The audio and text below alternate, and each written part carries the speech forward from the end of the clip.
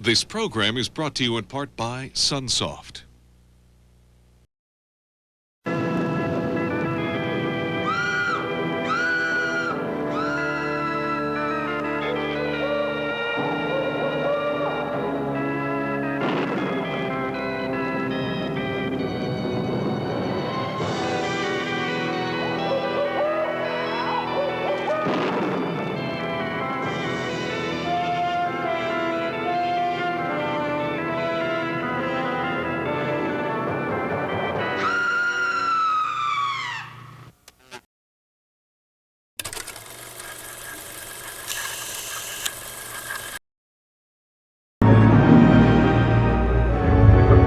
It's here.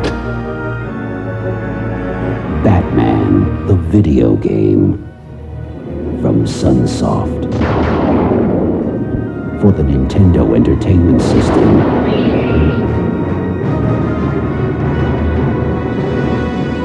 Let the battle begin.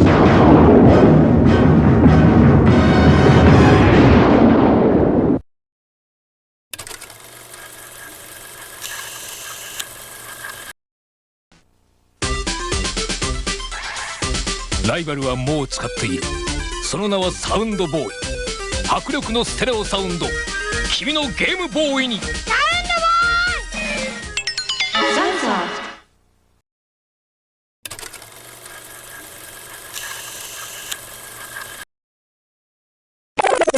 Juggle me part 2, you know what to do.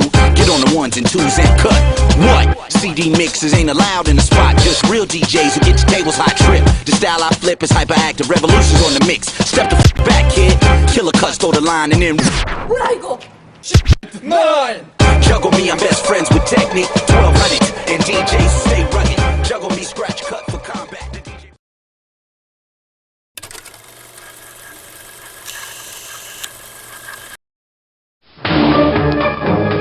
Beware, something exciting is coming to video games. Gremlins 2, the new batch, the video game from Sunsoft. Help Gizmo battle the menacing gremlins. But it won't be easy. Because this game has awesome graphics that seem to come alive on the screen. Gremlins 2, the new batch from Sunsoft. Don't say we didn't warn you. And now, our feature presentation.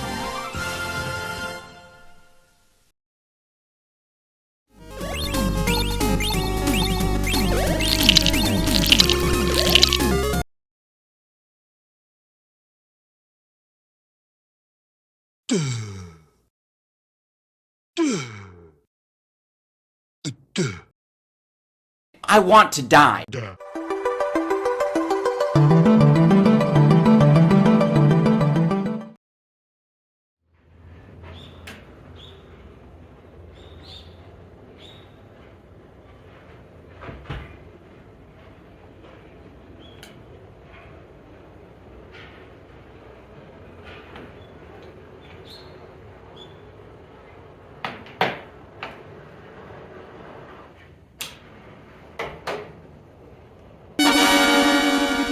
Hibarike. Probably not a video game series people in the West are familiar with, mostly because it was only big in Japan.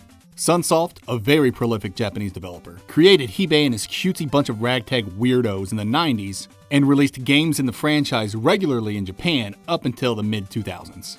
Then, as the years went by, Sunsoft kinda just went quiet. So quiet, I actually forgot all about them, even though they exclusively released nothing but bangers to the West throughout the 90s. Well, it turns out they never really went anywhere, and are in fact working on a resurgence of sorts. And how did Sunsoft hearken their epic comeback? Hello, Sunsoft family! With an intern using a VTuber skin or some shit. It was kind of underwhelming. Sunsoft is back! But they did announce something that shocked me. Ufouria the Saga 2.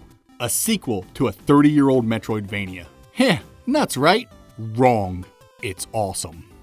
The original Ufouria the Saga is the first game in the Hibarike franchise and is simply titled Hibarike in Japan. It was released in 1991 on the Famicom and in 1992 on the Nintendo Entertainment System, but only in Europe and Australia. We Yanks didn't get a chance at this Metroidvania until it was released nearly 20 years later on the Wii Virtual Console.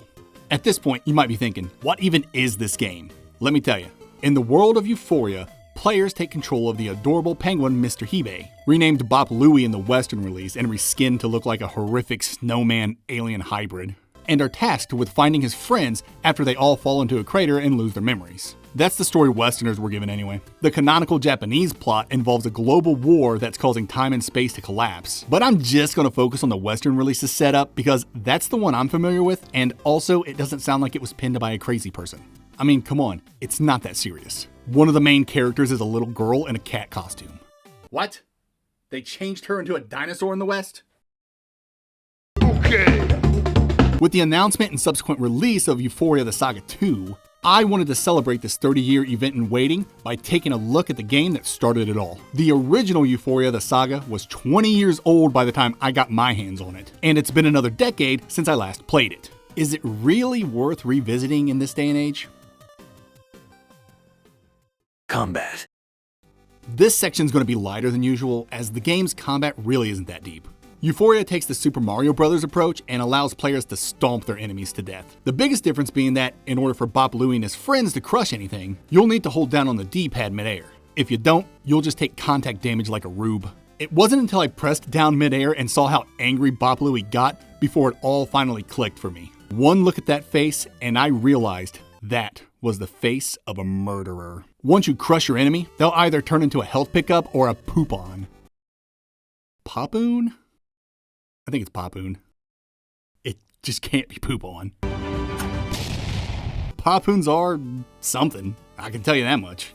I really have no idea what they are, but they're a big part of the series and even have their own Puyo Puyo ripoff game. In Ufouria, you pick these little guys up and chuck them at enemies to kill them. They're not very practical during exploration because you can just smush jobbers under your size 15s, but Popoons are essential for boss fights. Boss fights start out pretty simple, but can actually be pretty challenging later on if you're not careful. Mostly because bosses hit way too hard, and Bop Louie and the boys control like ass. Vertical aerial movement's very slow, and it takes what feels like an eternity to turn around if you're already sprinting. But let's say you don't suck at video games like me. Your next obstacle will be figuring out how to damage the boss. Most of the early bosses are pretty simple to figure out. Stomp on their head to make them drop a Popoon, then pick it up and chuck it at them. It's not until the game's later bosses where things get a little trickier, but most fights are all pretty much the same, with the Night Cat being a fun exception. Sucks he makes me feel bad for killing him.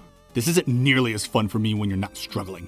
That's pretty much it for combat. Stomp on things, chuck Popoons at things, and try not to die. And dying's easier than you think for a game that looks so cutesy. Like I said, bosses hit hard, and so do many of the enemies. For this run, I felt I was always at death's door, just one hit away from starting from the beginning. You heard me right. If you die, you get sent back all the way to the beginning of the game. It's not all bad. You do get to keep everything you found up to your death. You just get sent back to the start. It can either be a huge pain in the butt, or you can do what I did and view it as this game's version of fast travel.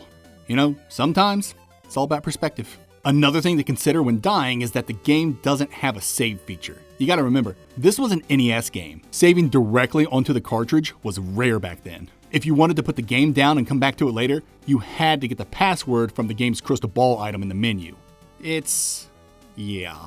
Hard pass. Abilities.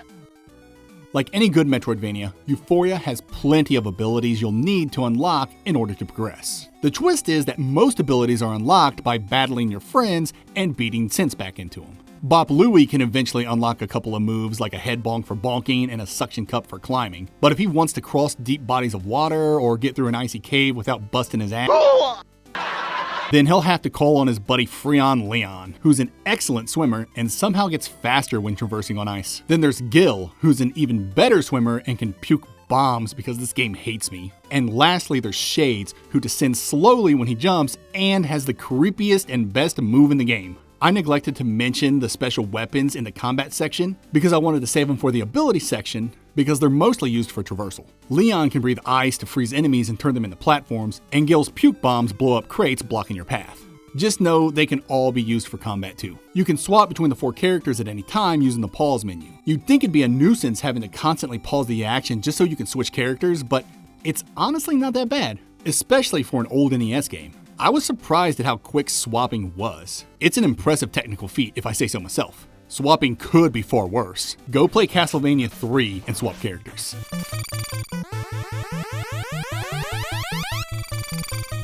Yuck.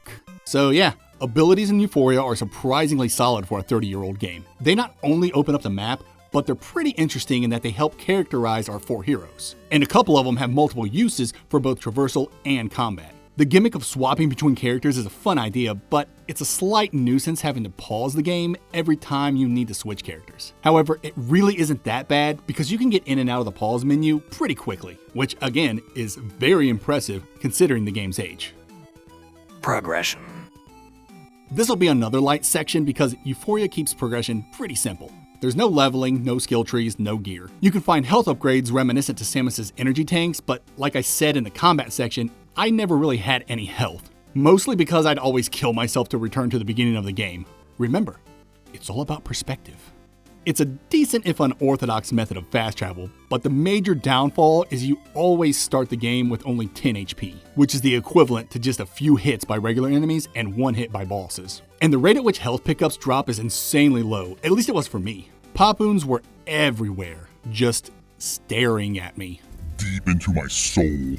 Items like medicine and the water of life can be found to fill your life containers, but they're extremely limited, with there only being 1 water of life in the entire game. And you can only hold 1 medicine at a time.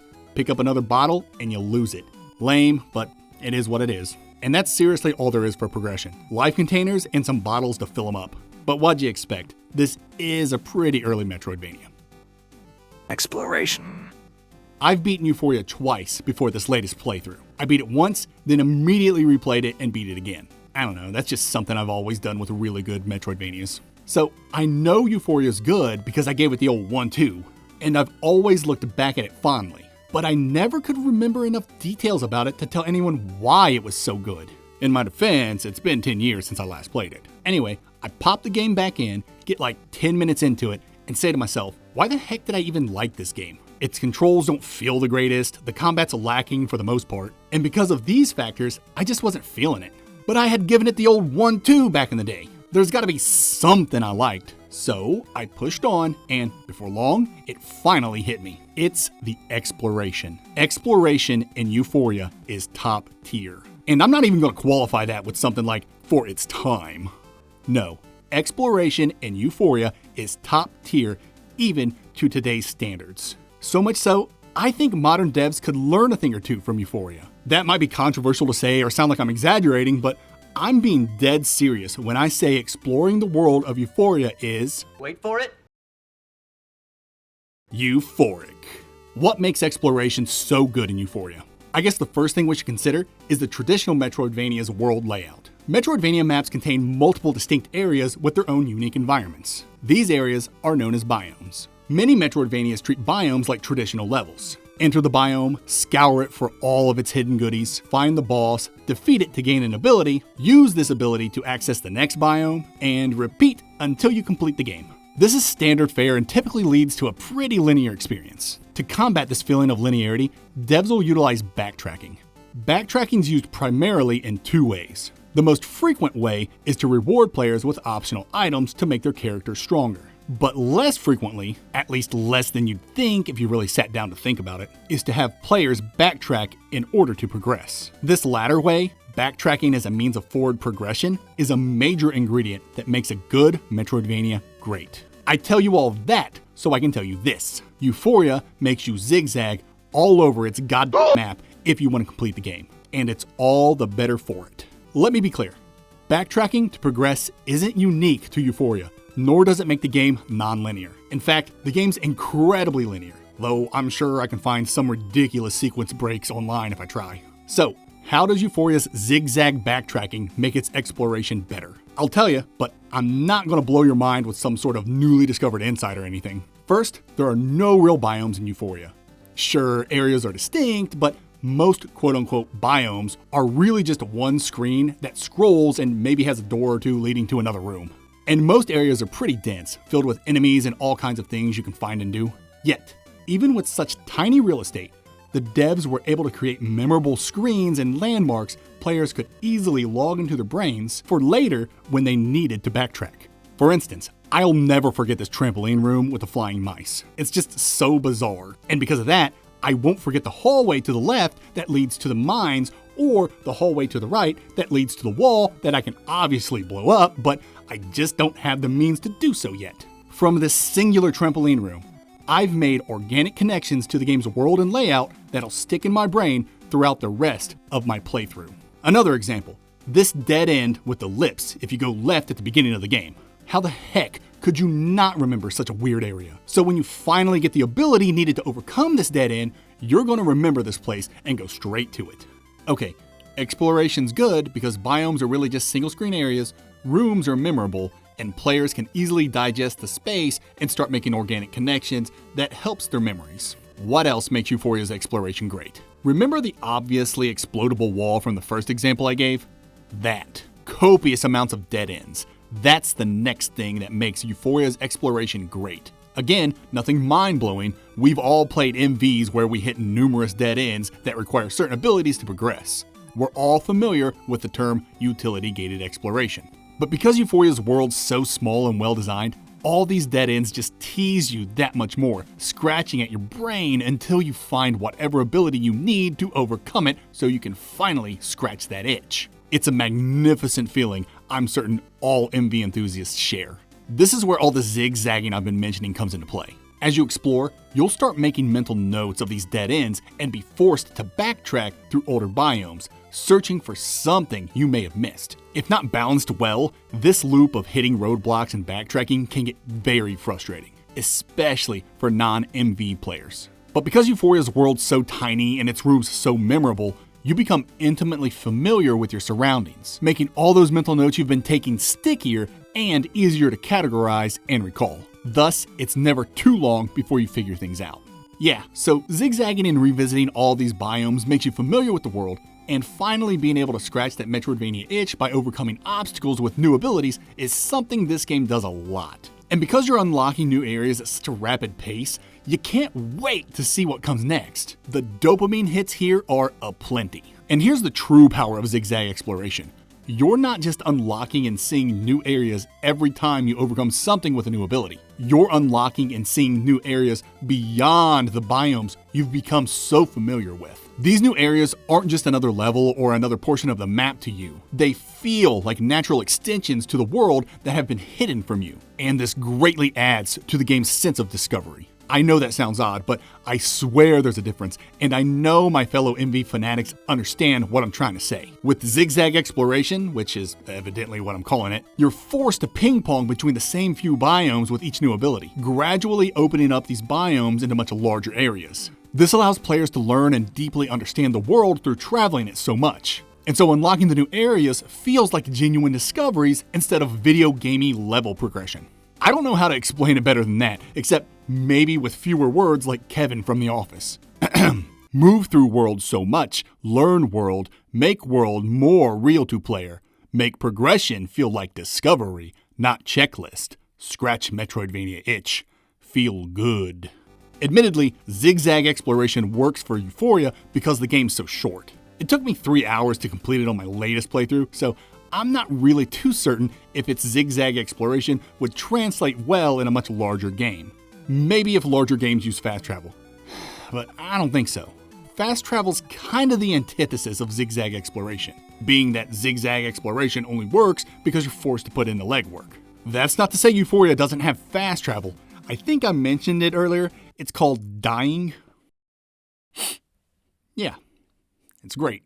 Seriously though, Euphoria does have a form of fast travel you get late in the game. The center of its world is full of underwater jet streams that connect to all the other biomes. You just dive in and let it whisk you away. Even Euphoria's fast travel is organic, useful, and intriguing. It's just so brilliant. Something else that makes Euphoria's exploration work so well is a few of its items. The Power of Insight marks up your map to show where all the special items are in the game, and is a helpful and organic way of guiding players along without outright telling them what to do. And the power rings show you the location of the 3 keys you need to unlock the final gate. And can I just say, I love when Metroidvanias tease you with the final area early on. It's such an effective and powerful way for a game to sink its hooks into you. In Ufouria, you can stumble upon the final gate within the first 10 minutes, and its location feels like it's in an area where you shouldn't be, at the bottom of an easily jumpable pit. Feeling like I'm exploring somewhere I shouldn't is my absolute favorite feeling to get while playing a Metroidvania. The game even taunts you by saying the gate can't be opened yet. I know it's just a big orange door, but I gotta know what's inside. I love Euphoria's exploration so much, but it's not perfect. Getting to the map screen sucks. You gotta pause the game, move over to the map icon, and then press on it to view it. We've got a perfectly good select button right here, Ufouria. Come on. And there aren't any hidden walls. I guess that's not a real negative, but it is kind of rare in a Metroidvania. Just having everything out in the open like that feels unnatural. I'm finally done talking about exploration. All you gotta know is that it's great. There's gonna be lots of backtracking, but I think you all can handle it, especially because the world's relatively small. You're gonna hit a bunch of dead ends, but you'll also be given abilities at a rapid clip, which sends your mind racing as you try to remember where you can use each new ability. I promise, if you stick with Ufouria, you're gonna have a lot of fun exploring its world. Atmosphere, narrative. I'm just going to place atmosphere and narrative together this go around, as there's not a whole lot to talk about story-wise. Basically, Bop Louie and his friends fall into a crater, his friends get amnesia, and you gotta beat them until they remember who they are and what they can do. It's silly and a lazy yet effective way to explain each new character's ability. And that's it for the story. You eventually learn that you can escape the crater by finding 3 keys to open that orange gate. But I'm not here to spoil this 30-year-old masterpiece of storytelling. I'll let you discover the intricacies of its labyrinthine plot. So yeah, a scarce story for an NES game. And birds go tweet. What else is new? As for atmosphere, this game's just oozing charm and silliness from its every orifice. Bop Louie and his friends are a bunch of weirdos. They're animated like a bunch of weirdos. The world's inhabited by a bunch of weirdos. Everything in this game is just weird, and I love it. Honestly, for an NES game, Ufouria is impressive. Each playable character has its own crawling animation, and the animations in general look great. Sprites are big and crisp, environments are bright and look nice, and I don't typically talk about a game's performance unless it's egregious, but for a 30-year-old game, Ufouria runs very well. There was slight flicker when charging up special weapons, but beyond that, everything runs smoothly. And the music in the game is a whole lot of fun. Upbeat and light for the most part, but it also knows when it needs to take itself seriously.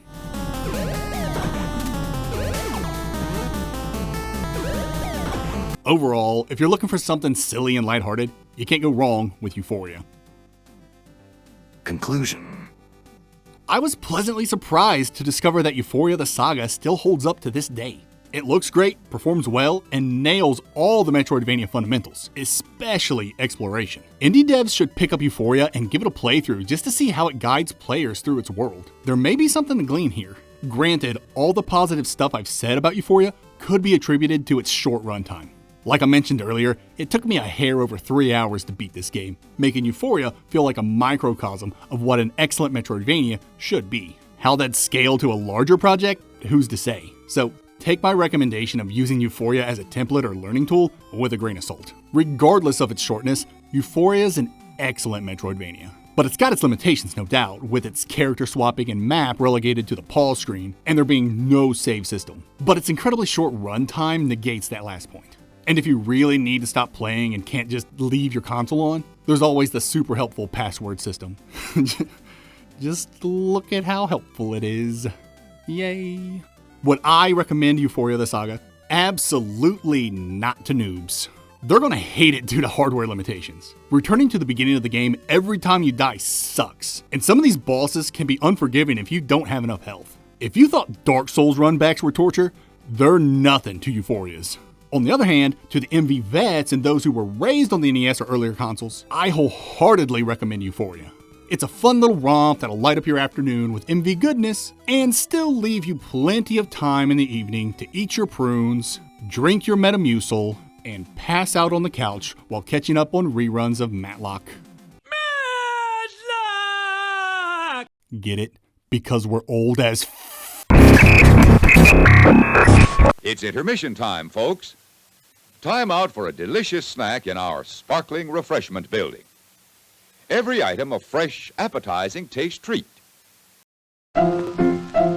Let's all go to the lobby. Let's all go to the lobby. Let's all go to the lobby to get ourselves a treat.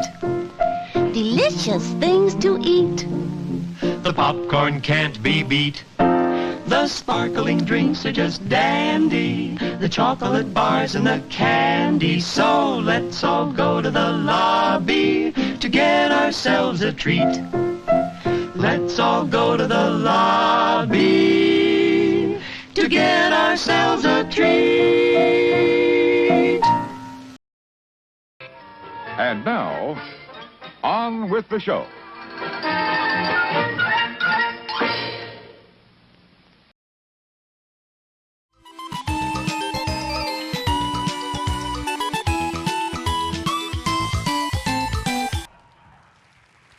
And the actor goes to Metroidvania Guru.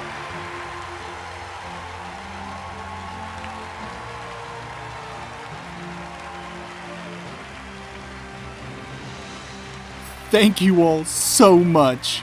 Who would have thought a penguin's butt could have brought so much joy to so many people?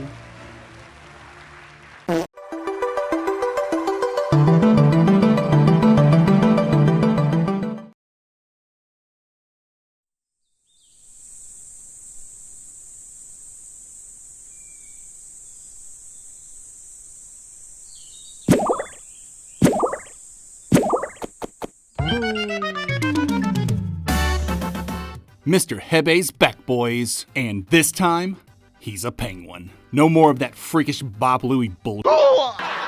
After its long hiatus, Ufouria the Saga 2 has finally embraced its Japaneseness over here in the West. I can hear you all clamoring now. Where's Heberike and the crew been for the last 30 years? Probably stuck in your Meemaw's crafting room by the look of things. Ufouria 2's art direction has taken a drastic turn and crashed right into Kirby and Yoshi's epic yarn territory. But I ain't mad because the game looks freaking beautiful. But beauty's only skin deep. What else does this game have to offer? What's it even about? Let me set the scene. You are Mr. Hibe, just chilling in your bed next to your open-air toilet, when an alien from outer space crash lands right next to your house. You go to investigate, and wouldn't you know it, the dude's a jerk trying to invade Earth. You hit him in the bumyon with a papoon, and he runs away like a little bitch. It's up to Mr. Hibe to gather his friends and chase down the alien to quash his invasion. All while collecting cans to send a good environmental message to the kiddos.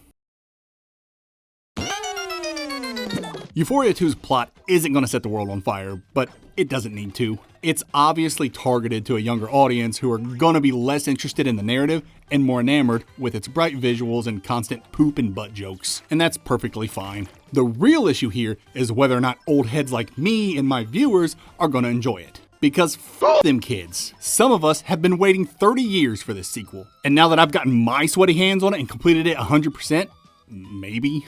Do I think Ufouria the Saga 2 is a worthy sequel to the outstanding original? And is it something adults might enjoy?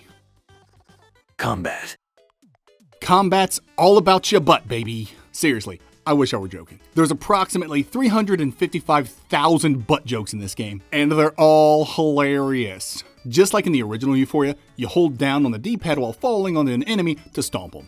Or butt bounce them, apparently. When they die, they'll drop a coin or a heart for you to collect. Papoons this time around can be created by Hebe and his friends. You press the attack button to pull one out, and press it again to chuck it. Then there's a cooldown period before you can throw the next one. I still don't know what Papoons are or how Hebe and the crew can just generate them, and frankly, I'm too scared to ask at this point. The special weapons from the first game return, except for Shades' creepy eyeball move. It was obviously too unsettling for children. He just turns invisible now. Using the special weapons can only be done after you purchase them, and using them is as easy as holding the attack button down and sacrificing one of your hearts. Turns out it's still pretty unsettling if you think about it. And that's basically it for combat. Attack with your butt and your papoons. Bosses this time around are a complete joke. Honestly, the entire game is pretty dang easy. I even purchased the in-game TV that's supposed to make the game more difficult. If it did, I couldn't tell. Probably because I'm such a gamer. It's clear this game's meant for younger audiences, so it's not surprising to see that reflected in its challenge. If you plan on playing Ufouria the Saga 2,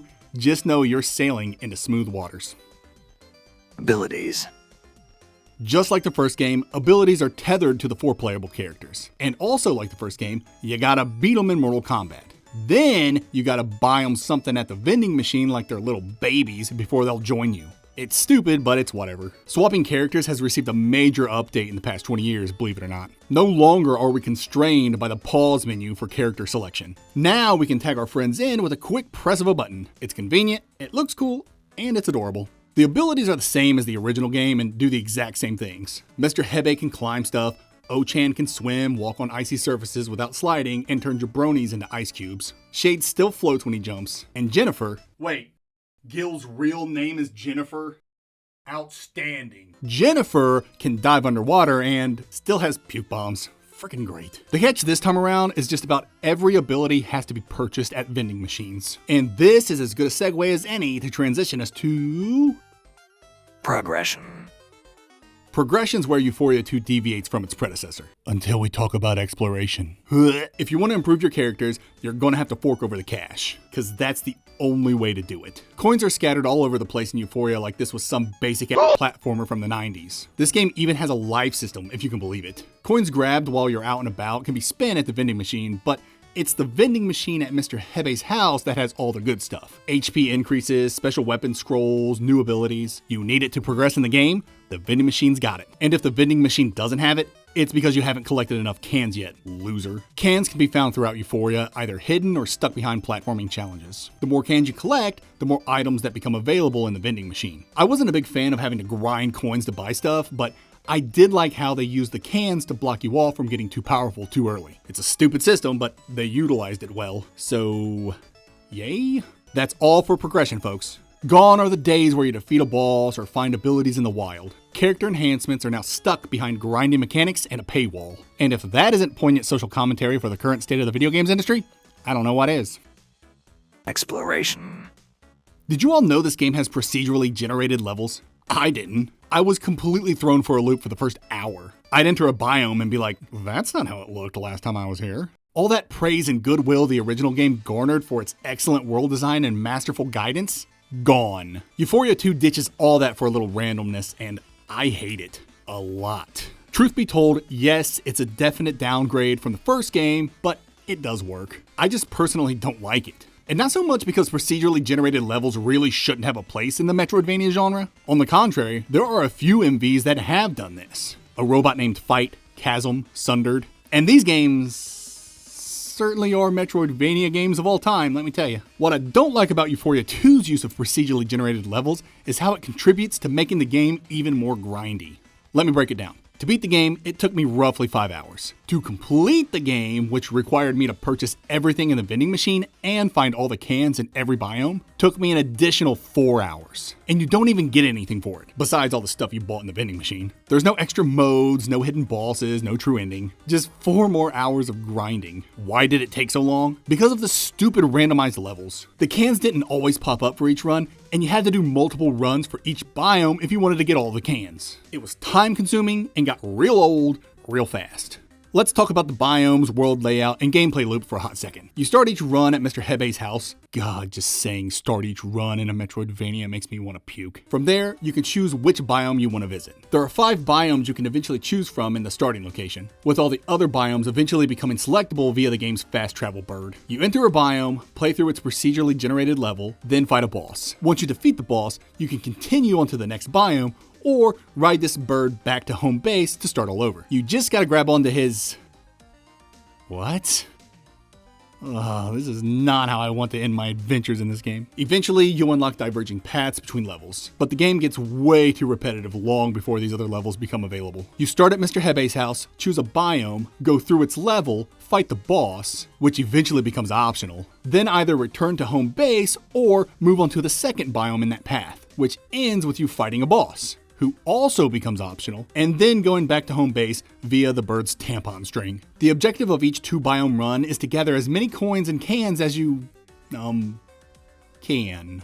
Spend those coins in the vending machine to unlock abilities or tools that allow access to the next biome, then repeat ad nauseum until the game is beaten. It's just not a very fun gameplay loop that leans a little too heavily on its roguelike influences. By this point, alarm bells should be going off in your head, and you should be asking yourself, is Ufouria the Saga 2 really even a Metroidvania? The answer, unfortunately, is yes. It hits all 4 pillars that a Metroidvania needs. It's a platformer, it has utility-gated exploration, an interconnected world, and elements of non-linearity. Therefore, technically, it is a Metroidvania. The issue is that it does every single one of these tenets very poorly, except for platforming. The game's platforming's rock solid, if not a little too easy. But the worst thing is that exploration has been absolutely gutted. There's no need to memorize locations or the world's layout because of the procedural level generation. Backtracking's non-existent because you're meant to replay everything on a loop, and anything related to character progression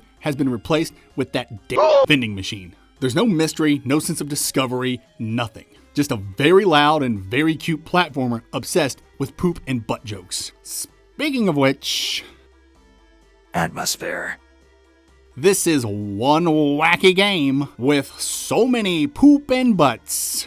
Fun for the whole family. What'd you expect? This is a game targeted at children, so they went with the classics for a few laughs. It gets obnoxious, but you can always skip the dialogue, which I highly recommend you do. There's nothing of substance within the entire game. The crew will banter as you play, which I thought was a nice touch, and there are a lot of lighthearted gags with goofy characterization. But most jokes fall flat, with the punchline being some character making this awful noise.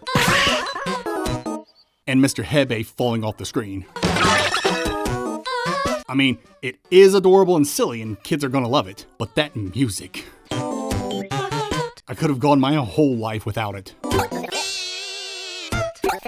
It grates on my very soul.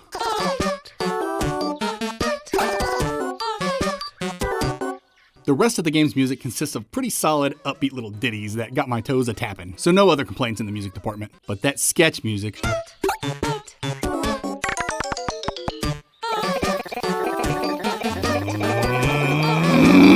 And it obviously goes without saying that the game's gorgeous. Its craftwork/felt aesthetic looks great, and all the characters and animations are adorable. My youngest daughter walked in on me playing this and literally lost her mind when she saw Mr. Hebe. And the fact that they brought back all the weird platforms and enemies from the original was such a great throwback. It was great to finally see this guy fully realized in all 3 dimensions. The world is healing. Narrative. Non-applicable. Conclusion. Ufouria the Saga 2 is a fantastic platformer video game. Its presentation and visuals are incredible, and younger gamers will have a blast with its overall silliness and cutesy designs. It controls well, poses very little challenge, and is fun in short bursts. For a children's game, it's high quality stuff that I can easily recommend you get for your children. But as an adult Metroidvania enthusiast, I cannot recommend this game. There's not a single redeeming quality here for MV fans. There's no meaningful exploration, utility gating's been replaced with a grind-to-play economy, and it's just not meant for adults. And that is 100% okay. Ufouria the Saga 2 knows its audience and plays to it perfectly. It's just unfortunate to see how far it's deviated from the excellent groundwork set by its superior predecessor. Thankfully, I can find some solace in this catastrophe. I only learned of the first Euphoria's existence 10 years ago. So the drastic dip in Metroidvania quality isn't so soul-crushing to me. But to those poor souls who've waited 30 years for this disappointing sequel, my heart goes out to you. Vayan con Dios, mis amigos. Vayan con Dios.